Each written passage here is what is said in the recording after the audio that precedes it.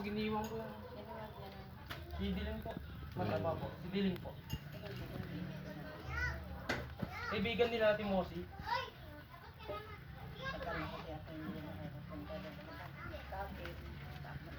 Tama, kapatid mo si Alcohol.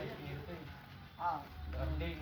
Huwag mong palaging dinadown ng iyong sarili kung feeling mo wala ka pang narating sa buhay. Basta't hindi ka tamad at open ka na maghanap ng opportunity para mag-grow ka, darating din ang winning moment mo. Tiwala lang, hindi nakakabawas ng pagkatao kung wala ka pang sasakyan, malaking savings, milyon na insurance, maraming properties, travel outside the country, lifetime partner, o significant success sa career o negosyo. Huwag mong iko-kumpara ang progress mo sa iba dahil kanya-kanya tayong timing at kanya-kanya tayong hinaharap ng mga problema at pagsubok. At may kasabihan, 'di ba? Bilog ang mundo. Malay mo, nauna man sila ngayon, pero darating din sa panahon na ikaw rin ang aangat. Darating din ang winning moment mo.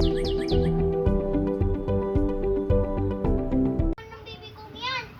1, 2, 3, 4, 5, 6. Ayan.